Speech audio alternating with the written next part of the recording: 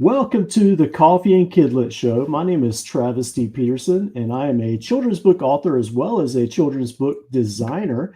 And I like to welcome on other fellow children's book authors to just hear about their book and talk about um,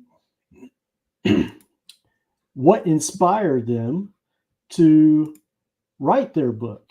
And sorry, I'm having some troubles streaming to Facebook, but hopefully this is going okay to YouTube. Anyways, it's good to see everyone here. And if you happen to be watching live, I encourage you to ask questions and we will talk about those. I am here today with a very special guest, Chandele Morris. Chandele, thank you so much for coming on the show. Thank you. I'm so happy to be here with you guys. Yeah, absolutely. You are the author of The Beauty of Us All, which I have a copy right here. This is your Yes, second book, is that right? that is my second book. Yes, I have a total of four books published. I'm actually a Okay. co-author of a chapter book for moms. And the the first book, I'm Just a Kid, was actually translated into Spanish. Um, Okay. but I say this is the second book that came out of my head all on my own. Yeah. Yeah, great. And this came out last year, so it's still It fairly it new. actually came out in May of 2023, and yeah, Okay. it's brand new. It's brand new. Yeah. Okay. The copyright date threw me off. Sometimes Oh, that happens, but that's good. Thank you. So before we get started talking about the beauty of us all, I just want to let everyone know that's watching that I have a brand new author roadmap, which you can access at launchmissioncreative.com/roadmap. In fact, I just launched it today. It is a PDF booklet that talks you, kind of guides you through three essential questions that you need to answer if you're a first time author and you've written your manuscript and you're just not sure where to go after that. So if that fits you, I welcome you to download my roadmap and I'm glad to help you along the journey. So, Chandel, tell us a little bit more about yourself and what your background is. sure. So I'm a mom. I have three children. One is 9, the other one is 8 years old, and the other one is 1. She just turned 1. My son, my 8-year old, he was diagnosed with autism when he was 5 years old. And my daughter has ADHD and dyslexia. And I would consider myself a neurodivergent as well because I truly believe that I also have ADHD, have not been evaluated as of yet, but we do know that a lot of different neurodivergencies are hereditary. So I have some experience with that. I'm also an Yeah. educator. I've been working in the education field for about 20 years now. And I worked as a teacher, as a director of programs, and also as a coach for educators. So I was able to see a lot of work that educators do from a different perspective, a mom and as a coach as well. Now, I didn't really prepare you for this question, but how does your background in education kind of prepare you for writing a children's book and publishing? Sure. Well, I would say my background in education prepares me by allowing me to understand what educators need in the classrooms, what they experience on a day to day basis with their children, and also what their children need as well. A big thing is social emotional learning. And many times we look at educators and we're like, we're all about academics, but I feel as if first comes social emotional learning because then they won't learn anything if they don't understand how to manage their emotions, how to work with their peers, how to be persistent, how to persevere. And so that's the reason why I write children's books based off of that. Yeah, absolutely. And I'm sure as an educator, as well as a mom of children with neurodiversity, that you sort of face the topic that comes up in this book, The Beauty of Us All. And so just tell us a little bit about your book and what it's about and kind of what it covers. Sure. So with the beauty of us all, it really came out of my emotion and my daughter's emotion. So I raised my children to be empathetic. We try to teach I try to teach them about understanding people's perspectives, that life is all about perspective. We don't understand what people go through. We see on the outside, and it's so easy for us to judge other people based off of what we see. Um, but just like they have their challenges and their invisible challenges sometimes, there are things that other people have that are challenging. Um, but this particular day, and the funny thing is, I was in the midst of writing another children's book story, and my daughter came to me one day, and she was crying. She came home after school, crying, saying that one of the little girls in her class was getting bullied, and she's very empathetic, as I mentioned. She says, I tried so hard to get them to stop. She felt so bad. The little girl was crying. And the reason why she was getting bullied was because she was playing a game. The other kids were not happy that she was winning, and they started calling her names based off of her appearance. Um, the little girl went home feeling like she was not beautiful. And my daughter felt helpless as to she didn't know how to help her friend. Um, when she told me, my heart was just broken. She Yeah. came home. I literally had the laptop on my lap, writing up a story, and I'm like, what can I do to help this child who's going home crying because of children don't appreciate the way she looks, and they don't And see how what beautiful age she were is. they at this point, or what grade were they The, in at this point? the children were 8 years old. Yeah. Yeah. And so I stopped what I was doing. I called the school. They worked on it. They said, we'll speak to the children. Um, but I said, it goes a little deeper than that. I'm not going to ask any child to be punished because they don't understand somebody else. That doesn't make any sense. However, we see bullying all the time, and most of it is because we really don't appreciate the differences that we see in other people.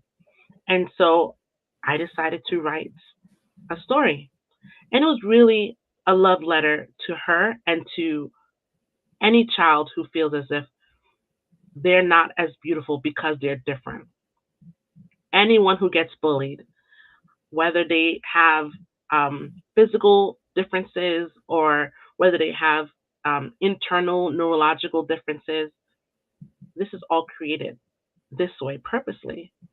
And when I wrote the story, the reason why I got this inspiration was simply because I took my daughter to the aquarium, and we were looking at the fish with different fish, and I said to her, "See these different kind of fish? They are amazing. Same picture, yes. They are all different, Mhm. and yet they're all the same. Look at their colors, their their shapes, their sizes, and we appreciate them because they are different." And I said, "This is the exact same way that we are, all of us. We are all unique. We all have different shapes and sizes and characteristics and personalities, and our hair is different, our skin tones are different, everything is different. But yet we're the same inside. We are united that way. And it's our differences and our uniqueness that actually makes us all together beautiful." And that's the reason why I decided to write this book. It's just to tell children, yeah, yeah. So what if you think differently than other children, or your skin is not the same as that complexion, or you're tall and this person is short, or whatever. This is designed this way to be beautiful. And when we understand this, it's easier for us to be able to appreciate others and to also love ourselves, because we're oftentimes comparing ourselves to others, right? Even as adults, Yeah. We compare ourselves to others. We look at this person's hair. We're like, I want to look like that. I want to be like that. But we have to really look within and love ourselves and realize that we are beautiful the way that we are. So that's the reason why I wrote that children's book. Yeah.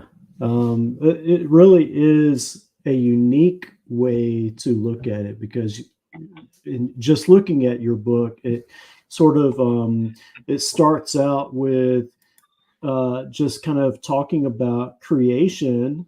You start looking at these fish and how they are beautiful, and you're also looking at snowflakes and I don't want to go through the whole story, but you're looking Hmm. at leaves in the trees and different things and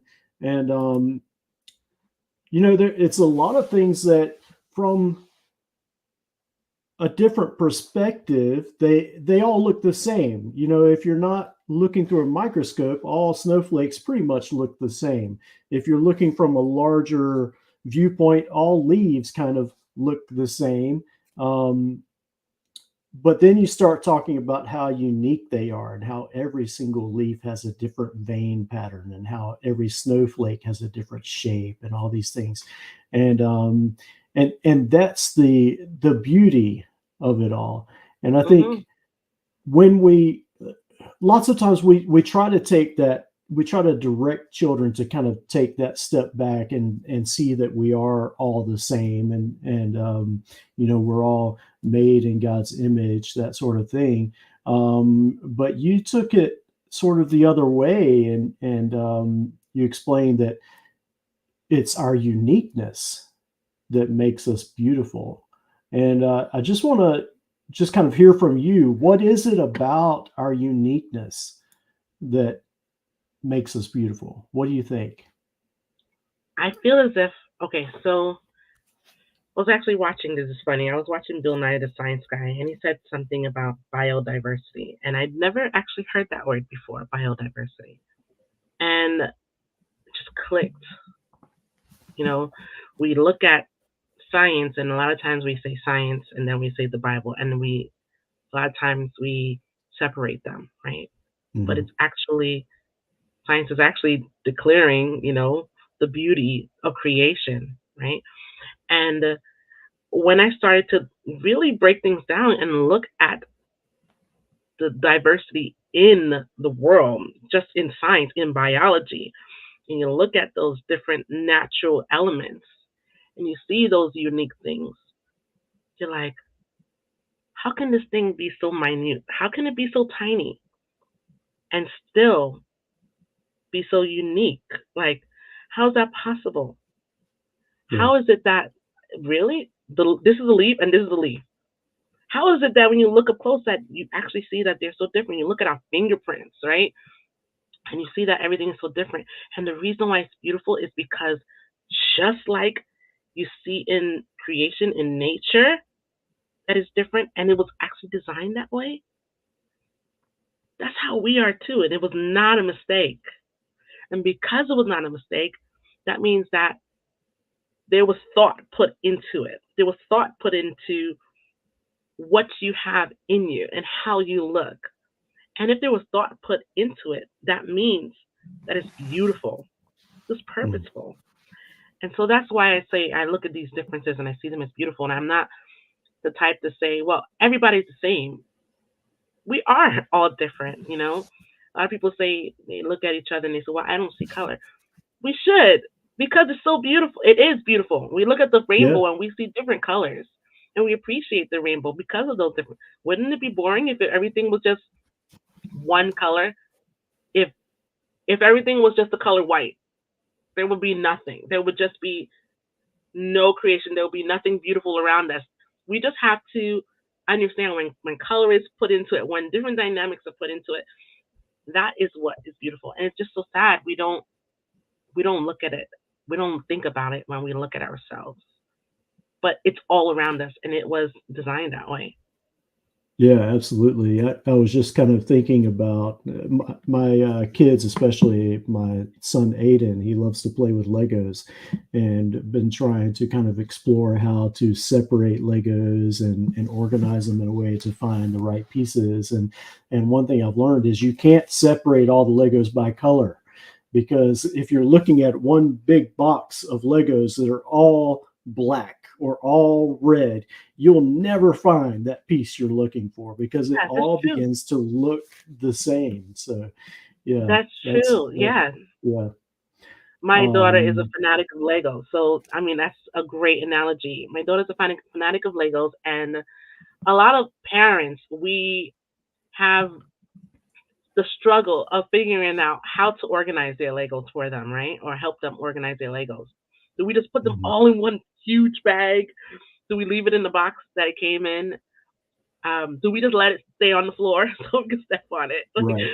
um, and often now she has a Lego shelf, and I allowed her to be the one to figure out how we're going to organize it, and whatever way she comes up with, I'll help her define the bins and everything. And the way she organizes it as this is the transportation. These are the small items that you will never find if it's with everything. And then she collects all of the different colors together. So I love the fact that you use that as an analogy because that's something that Yeah, us as adults who have children have to deal with all the time. And it's a great analogy for children when it comes to understanding the importance of appreciating the colors. yeah, absolutely. So in the back of your book, you have a page that's just kind of a note from the author, and you mention a Bible verse. You just mentioned the reference to it. You don't actually write out the verse, but it's Hmm. this. Um, if I'm remembering correctly, I think it says, "I will praise you, for I am fearfully and wonderfully made." Does that sound Yeah. right? Yes. Um, Yes. and I was checking some other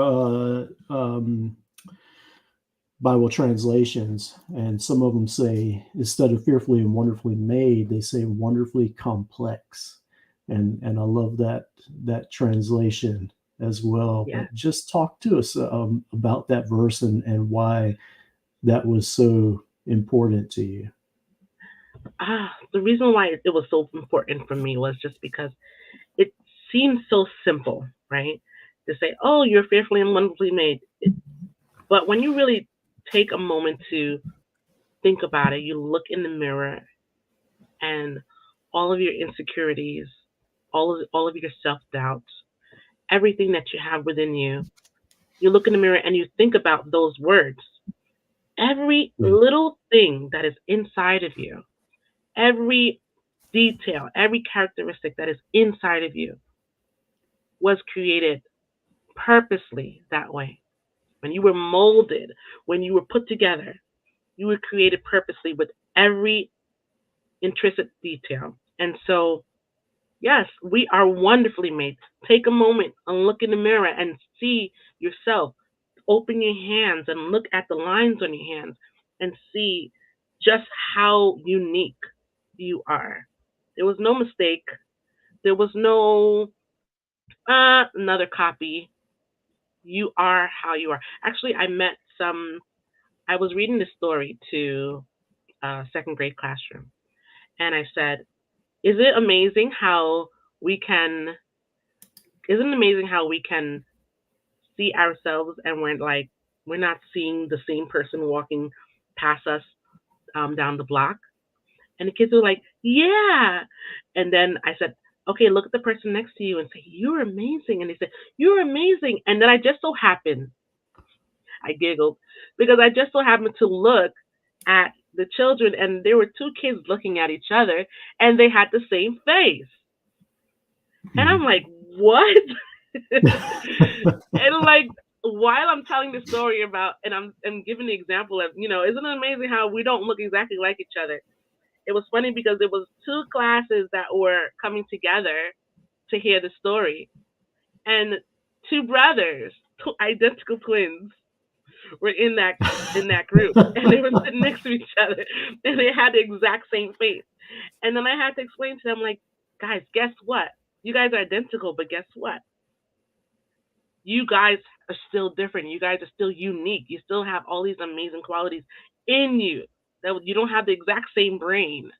And even when on the outside it looks the same, all of these unique qualities are put into it. And how unique is it that not everybody is twins? The fact that you guys are twins is unique altogether. You know, that Yeah. that sets you apart. And or triplets, the fact that that exists in itself is amazing. And so Hmm. you just, when you look at this, it really makes you like be in awe. And the person that God created is filled with wonder because of how different and how unique and how amazingly put together that they are. And that's the reason why I decided to put that in there, because I wanted them to know that no, this wasn't a mistake. From the beginning, when it was written, it was saying that you are created differently and understand that. So, Yeah. Yeah. That's awesome. It reminds me of uh, a pair of twins that I've known for a long time, actually, ever since they were just about babies. And they were in my youth group when I was a youth leader, and several years ago. They're older now and they have their own families. But they are identical twins, and when they were young, I could not tell them apart. It was just you see some as adults that you still can't tell them apart unless you know them really well, and of course their mother probably can tell them apart instantly. But this set of twins, as they've grown and as they've reached adulthood, they are very much two different people. They look different. They have two different personalities. It just kind of shows that, yeah, they're identical twins, but they are their own unique yeah, individuals as well. So, yeah, I think, it's true no matter what your situation is, no matter if you are a twin or a triplet, or if you are an only child, yeah, um, we are all wonderfully made and wonderfully complex. yes, So I love exactly. that you included that in there. Now, right after that, you have this page that I wanted to ask you about, and it's this one here. And you say, I am beautiful, I am smart, I have a purpose, I am unique, I am a miracle, I am connected, I am chosen, and I am loved.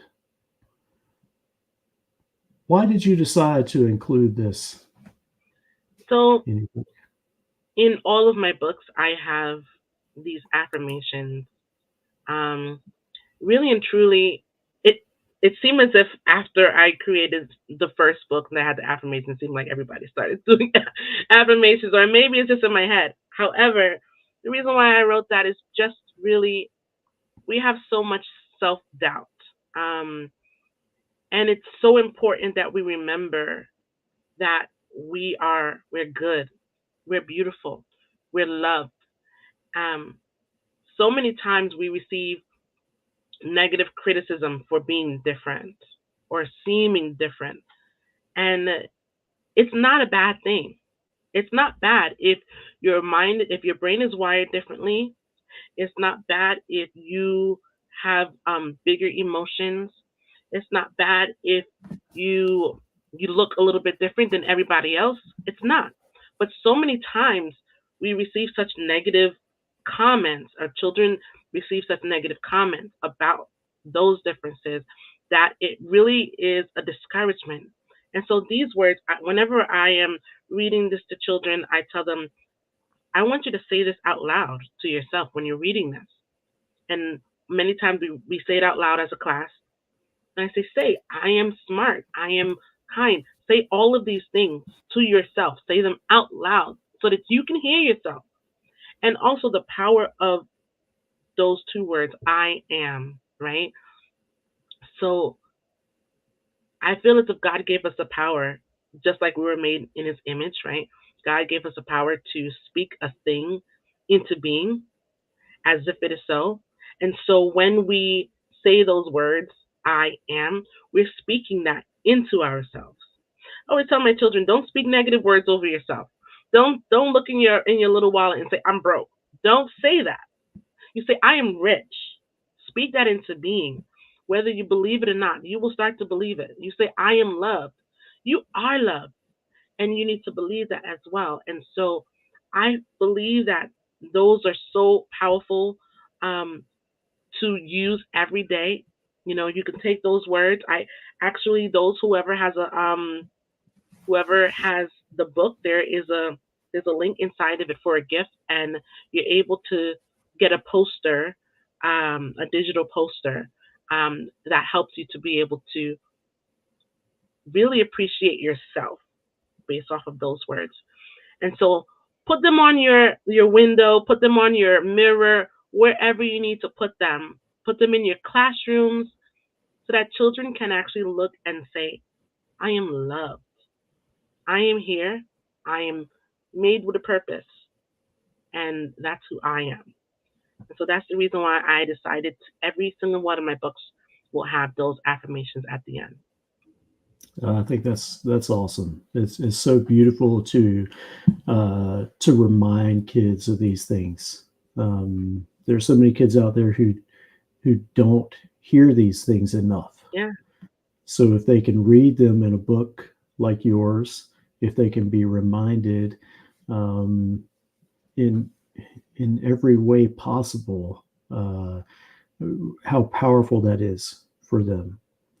And by the way, I just want to mention, if anyone wants a copy of The Beauty of Us All, I have the link to the book on Amazon down in the description of this video. So you can just scroll down and find that link. Chandele, do you have any encouragement for parents of children who are being bullied? What would you say to their parents or their guardians? Well, if you have children that are being bullied, if you have a child who is being bullied, you know, bullying it's so common these days, right? And it seems as if it's not going away. One thing that you can remind your child is who they are. No one can take that away from them. No one can stop them from being who they are. Whether somebody else doesn't like them or not, that's fine. Not everybody in the world has to like them. But they have to understand who they are, and they have to see those amazing qualities that are within them. They have to look at themselves in the mirror, and every day, if they have to, remind themselves of who they are. And as a parent, you can also remind yourself to tell them, you know, you are loved, you are smart. It's so easy for them when they're hearing negative things from other children. It's so easy for them to start to believe it. And many times Mm. as parents, we're like, oh, they're bullied. They'll get over it. I'm sure children are resilient. But, you know, they say sticks and stones will break your bones, but words can't hurt. Words do hurt. And Yes. words heal. Words also heal. Yeah. And so use your words to combat that bullying and allow that child to, once that child starts to understand who they are and they appreciate themselves, they'll feel a little more confident to stand up to that bully. They won't, it's a negative words that makes them feel as if I need to be quiet and I need to take this. I need to take this treatment because maybe it's true. Maybe it's true about me. Once they start to feel that confidence, then they go to that bully and nothing you can say can change me.